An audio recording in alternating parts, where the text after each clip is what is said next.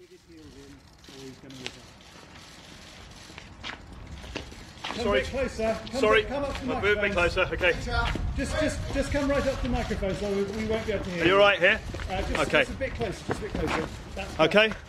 Sorry to keep you all waiting. Ladies and gentlemen, yesterday the UKIP National Executive Committee decided to initiate and embark upon a constitutional course to remove me as leader of the party. I did advise at yesterday's meeting, I advised the NEC not to expose the party to the financial and political cost of that course of action, and that includes the political cost of possibly yet another leadership contest. I urged the NEC to focus instead upon the unity and cohesion of the party and on the need to concentrate on such matters as the local government election campaign and the necessity of mobilising our efforts to ensure that the government delivers a truly independent United Kingdom when we leave the European Union. Independence in all areas of governance and administration. I shall respect the next steps in the constitutional process and will therefore not be resigning as party leader. I shall repeat, I will not be resigning as party leader.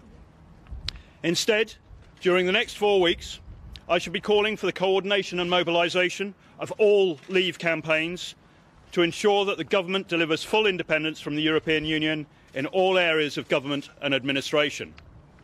And I shall be calling for the party itself to mobilise in order to support that effort.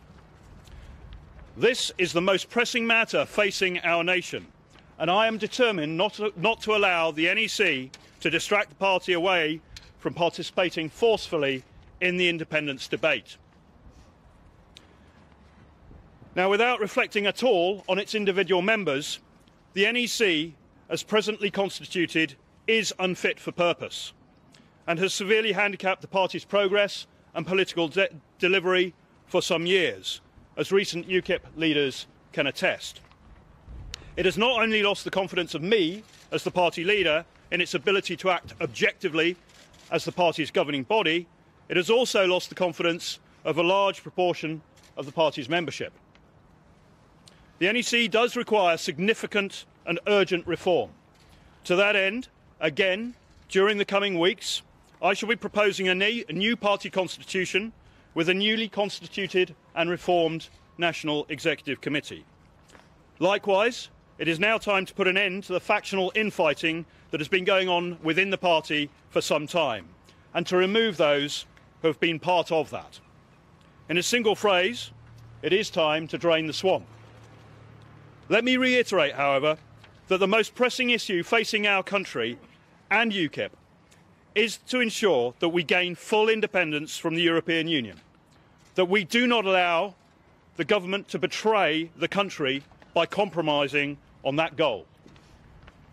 That object is the object to which I shall be directing all of my energies in the coming weeks.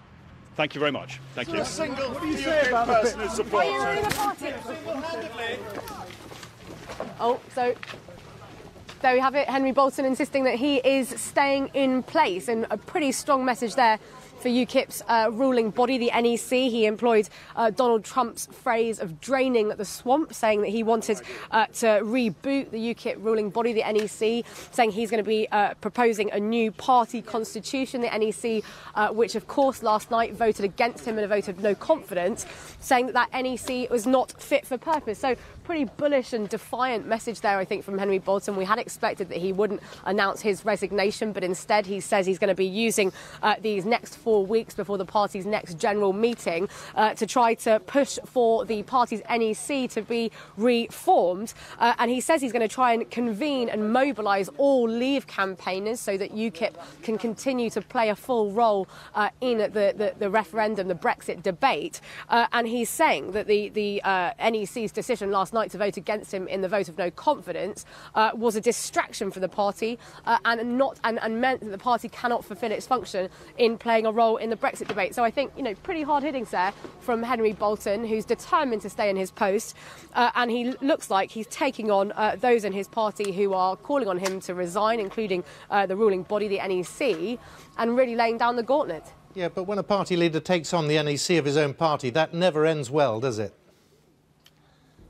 No, and he called for an end to the factional infighting that has plagued UKIP. But I think that this will not go any way to ending that infighting. His statement just now, the UKIP has seen various strands, various groups within it arguing about its purpose, arguing about the direction that it should take.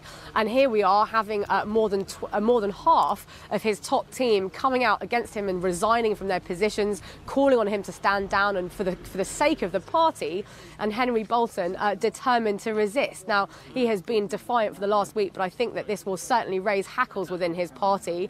He has been implored to go, and instead he has dug in his heels, he has stuck to his guns and said, I'm going nowhere.